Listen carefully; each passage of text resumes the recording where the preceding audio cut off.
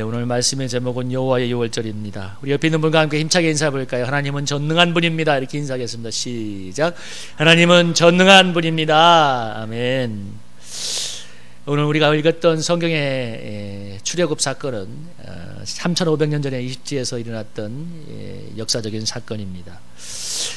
애굽 전역에 내린 장자재앙을 통해서 애굽의 바로와 그 애굽에 있는 모든 그 가정과 그리고 가축들의 처음 난 것이 다 죽게 되었죠.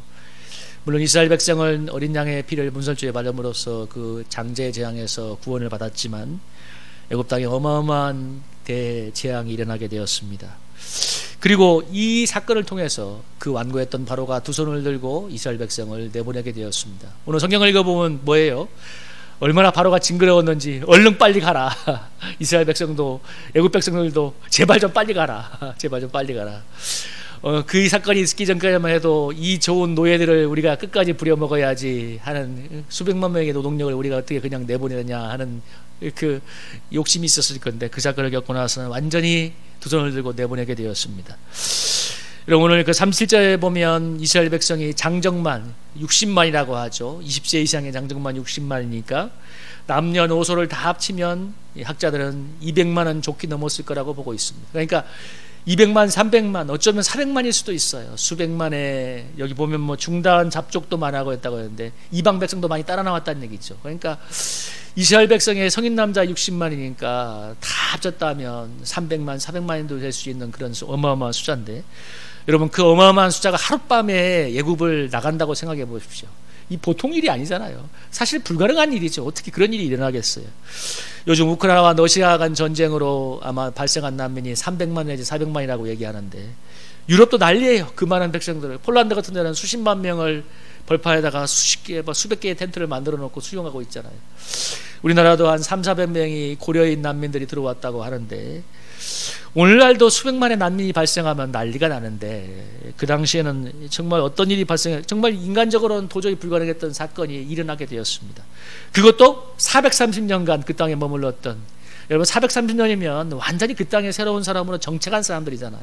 모든 삶의 터전과 애굽에 완전히 적응된 그런 새로운 사실 가나안 땅이 우리 조상의 땅인지 뭔지 아무 기억도 없는 그들에게 사실 아무 상관도 없는 것 같은 그 땅으로 나아가는 그 역사가 이루어지게 되었는데 그게 오늘 이 장자재앙과 어린 양의 문설주에 피를 바르어서 구원을 받는 이 두 가지 역사적인 사건을 통해서 일어나게 되었습니다.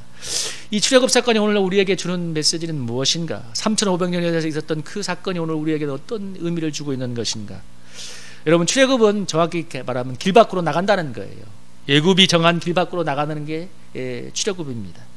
그러니까 오늘 우리에게 적용하자면 애굽이 정한 길에서 나가는 것이 출애굽이라면 오늘날 세상의 길에서 나와서 하나님을 섬기는 길로 가는 게 출애굽이라고 할 수 있죠. 신앙의 출애굽. 근데 이것이 우리의 힘으로는 불가능합니다. 이스라엘 백성을 보면 알겠지만 그러니까 우리가 출애굽하는 것, 이 세상의 길에서 나와서 신앙의 길, 하나님의 길로 나가는 것이 우리 힘으로는 불가능하다는 얘기죠. 왜냐하면 바로가 강력한 권세로 이스라엘 백성을 압제했듯이 세상에 강력한 사람 힘으로 우리를 붙잡고 있기 때문입니다.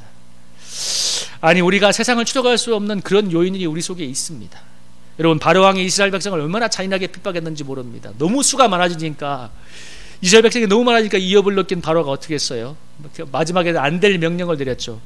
태어난 아이들 중에서 남자애는 전부 다 나일강에 던져서 죽여라. 그런 참 악행을 행했고 그야말로 막 째찍을 때리면서 견디기 힘든 고된 노동을 시켰습니다. 그 백성을 괴롭히기 그래야 저것들이 말을 잘 들을 거라고 그야말로 막 정말 고된 노동을 시켰는데 그래서 막 째찍에 맞으면서 정말 너무나 힘들게 살았고 그리고 자기의 아이들이 태어나면 그 중에 남자아이는 다 나일강에 던져지는 그런 비극을 당했지만 근데 그 땅을 떠나지 못했어요.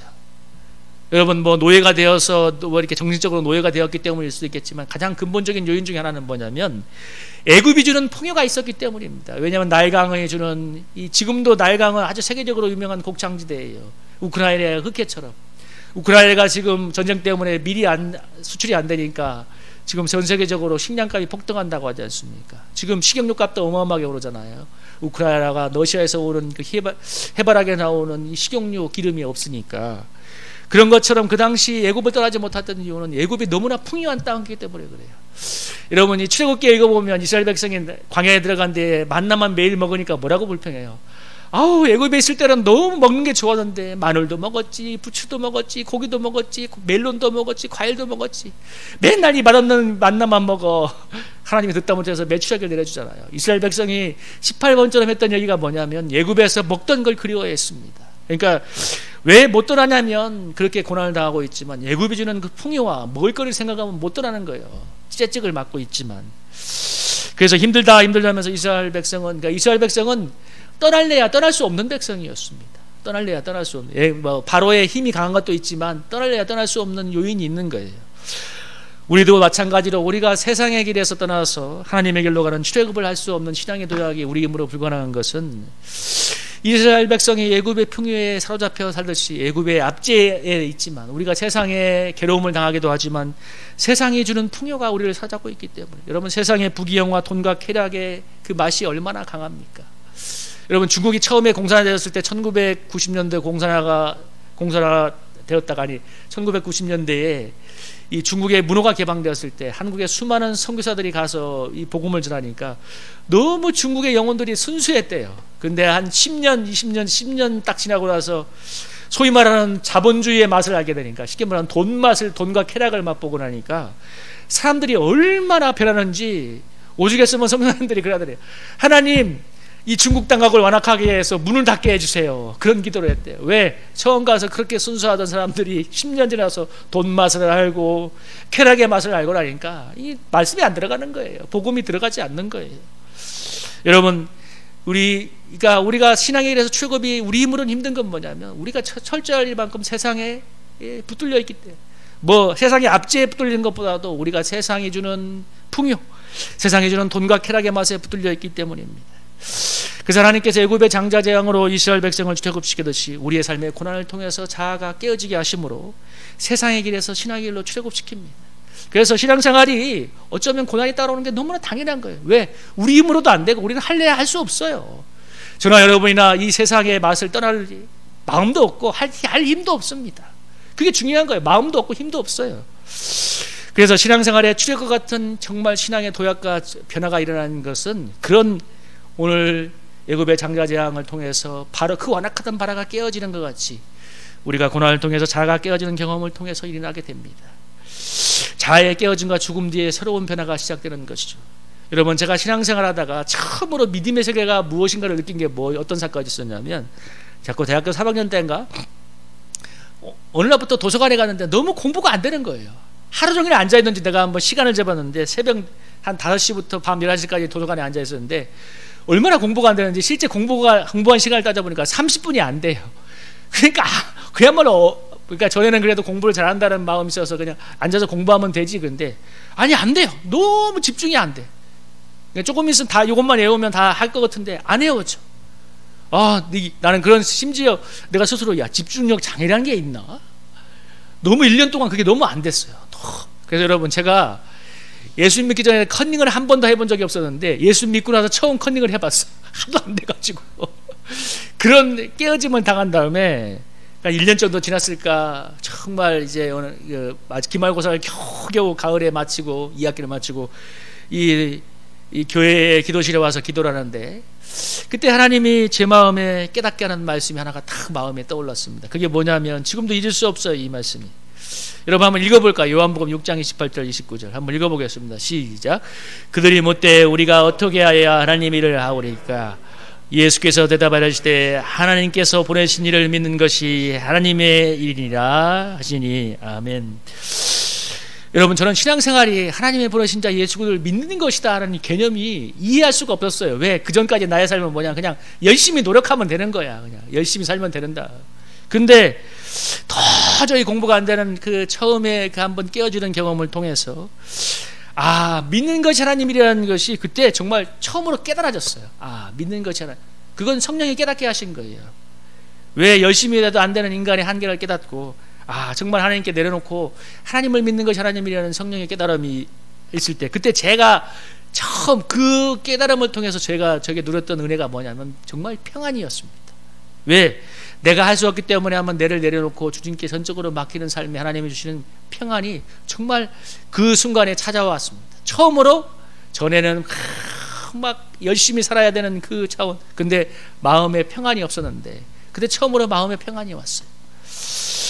여러분, 세상의 사람들을 한번 보십시오. 사람들의 삶을 가만히 보면 다른 사람들은 무엇인가에 쫓긴 듯이 살아가지 않습니까? 무엇인가에 쫓긴 듯이. 누가 시키지도 않지만, 바로가 옆에서 때리지도 않지만 이 세상에 주는 그 권세에 눌려서 쫓긴 듯이 살아갑니다.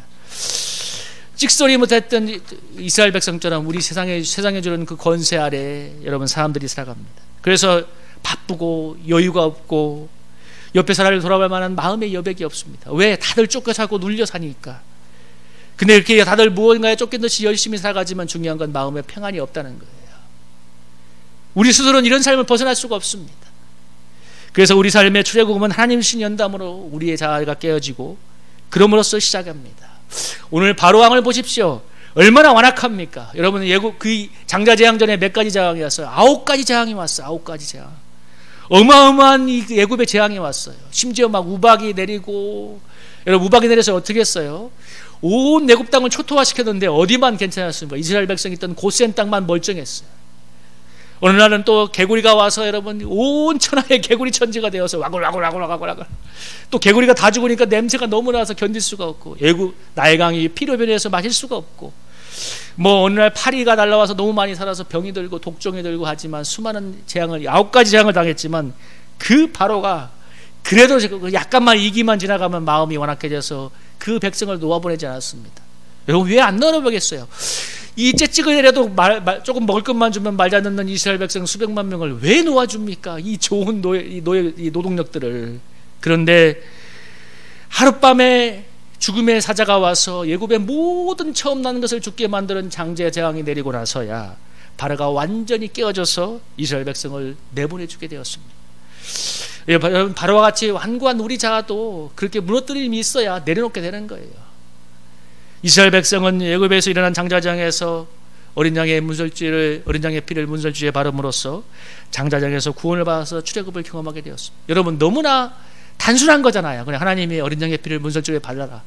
단순한 믿음이지만 그냥 피를 문설주에 바르고 하나님의 뜻대로 행할 때 여러분, 애굽에서 수백 년간 살았던 그들이 가나안 땅으로 나아가는 출애굽을 경험할 수가 있었습니다. 수백만 명의 백성들이 수백 년 동안 살던 그곳을 여러분 단 하룻밤 만에 나오게 되었습니다. 그것도 뭐래요? 바로와 애굽 사람들이 제발 빨리 가라고, 그렇게 못 자고 있던 그들이 빨리 가라고. 이 사건은 애굽의 장자장이라는 전대미문의 재앙과 그리고 이스라엘 백성을 어린 양의 장자장에서 구원한 어린 양의 피로 구원받는 사건을 통해서 일어나게 되었습니다. 여러분, 어린 양의 피는 먼 날 예수 그리스도의 보혈을 상징하잖아요. 예고편처럼. 오늘날 해석하면 예수님의 보혈을 의미하는 건데, 우리 신앙생활의 새로운 출발의 전기는 장자재앙처럼 우리가 무너지고 깨어지는 경험도 해야 되지만, 더 중요한 건 우리가 예수님의 십자가만을 전적으로 의지할 때 새로운 출발이 일어나게 돼요. 그러니까 두 개가 결합돼야 돼요. 고통만 가지고는 안 돼요. 여러분, 그 깨어지기만 하고 거기에 하나님의 은혜가 담기지 않고 주님의 구원하시는 능력이 임하지 않으면 고통은 너무 괴로운 거예요. 저주처럼 우리를 괴롭힐 거예요. 여러분, 십자가는 나는 하나님에 의해서 아무것도 할 수 없는 죄인입니다 고백하고 주님만을 의지할 때 우리에게 구원의 능력으로 임할 줄로 믿습니다. 장자재앙에서 이스라엘 백성이 구원받아 출애굽하게 될 때 노력해서 된 게 아니라 단순한 믿음으로 어린 양의 피를 문손주에 바를 때 구원의 능력이 나타나는 것처럼, 우리가 여러분 열심히 노력하는 차원이 아니라 단순한 믿음으로 전적으로 예수님의 은혜를 의지하게 될 때 하나님의 구원의 능력이 우리에게 임하게 되는 것입니다. 대다수의 사람들이 그런 것처럼 여러분 삶의 모토가 저나 여러분이 뭐예요? 열심히 그냥 사는 거예요. 성실하게. 열심히 노력하지 않는 사람이 어디 있겠습니까? 많은 열심히 노력하는 게 인생을 살아가는 대다수의 사람들이고, 우리도 비슷한 부분이 있습니다. 그런데 제가 느낀 것은 뭐냐, 신앙생활은 제가 아까 대학생활에 그 체험을 했던 것처럼 열심히 노력하는 차원이 아니라 나는 아무것도 할 수 없는 죄인입니다 하면서 전적으로 주님의 십자가의 은혜를 의지할 때 하나님의 실은 구원의 능력이 나에게 임하는 것으로 된다는 것을 많이 느끼고 있습니다. 여러분, 제가 일과 목회를 경험한 지 3년이 돼가니까 저도 이제 마음이 많이 말라가고 뭔가 한계가 오는 것을 느낍니다. 그러니까 이런 고백이 저를 나와요. 하나님, 내 속에는 아무 이 일을 할 수 있는 은혜가 없어요. 저는 할 수 없어요. 근데 그때 하나님께서 주신 깨달음은 뭐냐면, 그래, 이제 너의 모든 것은 끝났고 이제 나의 은혜를 의지해서 새로운 목회를 하라는 마음이 옵니다. 새로운 여러분 신앙의 도약이 시작되는 거죠. 완전히 내 마음속에 저 깊은 곳에 있는 인간의 모든 것도 다 뽑아져 내리니까 바로가 완전히 두 손을 든 것처럼 하나님께서 내가 하나님 앞에 무릎을 꿇게 하심으로써 하나님의 은혜, 하나님의 십자가만을 의지한 새로운 목표로 나가게 된 출애굽의 시작을 하나님이 도약을 시키고 있습니다. 이스라엘 붙잡고 있던 바로와 애굽은 돈과 쾌락으로 사람을 지배하는 이 세상을 의미하기도 하지만 더 중요한 건 죄와 사망 권세에 사로잡혀 있는 우리의 자아를 의미하기도 합니다. 죄와 사망 권세 그리고 세상의 공중 권세 잡은 사단에 사로잡혀 있는 우리의 자아는 오직 깨어짐과 죽음을 통해서만 해방을 경험할 수 있습니다. 하나님의 장자장이 이스라엘 백성을 붙잡은 바로의 손을 들게 했던 것처럼 깨어짐을 통해서만 그 일이 일어납니다. 여러분, 제가 아까 대학생 때 도저히 안 되는 그 한계를 통해서 무릎을 꿇고 기도실에 가서 무릎을 꿇고 하나님의 은혜를 구하게 될 때 그때 믿는 것이 하나님의 일이다. 그때 정말 깊이 깨달아졌어요. 그 한 가지 은혜가. 근데 그것이 나에게 놀라운 평안을 처음으로, 세상이 알지 못하던 평안을 처음으로 알게 해주었습니다. 죄와 사망 권세를 사로잡혀 살아가는 우리는 여러분 결코 평안을 얻을 수 없어요. 아무리 노력하고 아무리 돈을 많이 가지고 아무리 환경이 좋아도 평안을 얻을 수가 없습니다. 왜? 그건 죄와 죽음이 주는 권세이기 때문에 그렇습니다. 아무리 형편이 좋아지고 아무리 더 좋아져도 여러분 사람의 마음에 평안은 없어요. 왜? 죄와 사망의 권세 아래 지배당하는 한. 근데 여러분, 나의 형편, 나의 존재와 상관없이, 내가 가진 어떤 것도 상관없이 나의 자아를 내려놓고 주님의 십자가만을 전적으로 의지할 때 여러분 하나님의 평안이 우리 하늘로부터 임할 줄로 믿습니다. 더 중요한 것은 출애굽을 위해서 가나안으로 향하는 이스라엘의 새로운 출발은 어린 양의 피로 장자장에서 구원을 받는 데서 출발했다는 것입니다. 하나님의 은혜와 권능이 이스라엘 백성을 보호하고 출애굽이 가능하게 해주었습니다. 이게 중요한 거예요. 하나님의 은혜와 권능이 이스라엘 백성을 보호하고 출애굽이 가능하게 해주었습니다. 장자장이 애굽에 내렸지만 이스라엘은 내리지 않았잖아요. 하나님의 권능도 있었지만 하나님의 보호하신 은혜가 있으니까 그들이 출발을 했잖아요. 우리가 마찬가지로 우리의 신앙생활의 새로운 출발은 깨어짐도 있지만 십자가의 은혜가 우리에게 임할 때 가능하게 됩니다. 하나님의 은혜가 우리에게 임할 때 그 일이 가능해집니다. 여러분, 요한복음 5장은 저는 제가 좋아하는 성경의 사건 중에 하나가 38년 된 병자가 일어난 사건입니다. 여러분, 38년 전 누운 병자가 있었어요. 38년이에요. 여러분, 제가 이제 나이가 50 넘었는데 38년이면 제 인생의 거의 전부가 누워있는 거예요. 여러분, 38년 전화 여러분 한번 그 에데스 목가에 누워있다고 생각해 보세요. 아무 소망이 없어요. 자기도 포기해서, 세상도 포기해서 눈만 껌뻑여. 가끔씩 전사가 내려와서 무리동할 때 그나마 손발이 성한 사람들이 먼저 들어가서 낫는다고 하는데 그 일을 로또 당첨되듯이 그 일을 기다리지만 그 일도 가능성이 없어. 왜? 못 가니까. 그래서 정말 세상도 포기한 아무도 소망을 줄 수 없는 그 사람에게 38년 된 병자에게 예수님이 찾아와서 묻잖아요. 네가 낫고자 하느냐? 그 다음에 예수님 뭐라고 했습니까? 일어나 내 자리를 들고 걸어가라 말씀하시니까 그 병자가 일어나서 걸어가는 놀라운 역사가 일어났습니다. 여러분, 그 사건이 주는 가장 중요한 건 뭐냐면 아무리 사람은 소망이 없고 절망적일지라도 하나님의 일방적인 은혜와 주권이 임하면 놀라운 구원이 일어난다는 것입니다. 여러분, 38년 된 병자를 보고 제가 늘 은혜를 받는 것은 뭔지 압니까? 어떤 사람도 소망이 있다. 어떤 사람도 하나님 안에는 소망이 있다는 메시지입니다. 그래서 38년 된 병자가 성경에 기록된 거예요. 봐라, 38년 동안 누워있었는데 하나님의 은혜가 오니까 저렇게 일어나지 않느냐. 어떤 병자도 소망이 있다. 그 메시지가 저는 늘 은혜가 됩니다. 그래서 저는 이 38년 병자의 메시지가 얼마나 은혜가 되는지 몰라요. 여러분, 430년간 애굽에 패러졌던 이스라엘 백성이 단 하룻밤 만에 출애굽을 합니다. 38년 동안 누워있었던 그 병자가 예수님이 찾아오니까 한순간에 일어나서 걷게 됩니다. 여러분, 불가능, 인간의 노력으로 도저히 할 수 없는 그것을 가능하게 한 하나님의 전능한 권능과 은혜가 임했기 때문입니다. 신앙의 출애굽, 이 세상의 가치관에서 세상의 풍조로서 하나님 나라로 같이 살아가는 것, 우리의 힘으로는 불가능하지만 그러나 이스라엘 백성을 구원하신 하나님께서 우리에게 세상의 힘에 눌려 살았을지라도 하나님의 능력이 임한다면 출애굽은 일어나는 것입니다. 그래서 하나님의 강력한 권능으로 애굽을 심판하고 그래서 깨어지게 하고 그리고 어린 양의 피를 통해서 그들을 구원했던 하나님이, 그 하나님의 은혜와 권능이 우리에게 임하면 오늘에게도 출애굽의 사건은 가능한 것입니다. 여기서 가장 중요한 것은 우리의 힘과 노력이 아니라 하나님의 권능과 은혜입니다. 여러분, 이게 중요한 단어예요. 하나님의 권능과 은혜. 하나님의 권능과 은혜가 애굽에서 430년간 종살이하던 이스라엘을 출애굽하여 약속의 땅은 가나안으로 나가게 만들었습니다. 여러분, 430년 그렇게 있던 사람들이 단 하룻밤 만에 나가잖아요. 하나님의 권능이 임하니까. 저나 여러분이나 뭐 지금 이제 한 50살 될까 말까 하잖아. 그러니까 하나님의 권능이 임하면 출애굽은 오늘도 시작되고 또 시작되는 것입니다. 그 하나님의 권능과 은혜가 세상에 붙잡혀 사는 우리를 출애굽시켜서 하나님의 길로 가게 하고 있고 또 더 깊은 세계로 나가게 할 것입니다. 그래서 여러분, 신앙생활은 분명히 고난이 있어요. 바로가 깨어지는 것처럼 우리도 깨어지는 것이 있지만, 근데 중요한 건 하나님의 권능과 은혜가 우리를 출애굽시켜서 신앙의 길로 가게 하는 역동적인 여정이라는 것입니다. 이 하나님의 권능과 은혜가 여러분 이스라엘 백성을 가나안으로 나가게 했던 것처럼, 가나안 땅으로 들어가게 했던 것처럼 우리를 저 영원한 천국까지 인도할 줄로 믿습니다. 그 하나님의 은혜를 굳게 바라보며 나아가는 저와 여러분이 되기를 주님의 이름으로 축복합니다.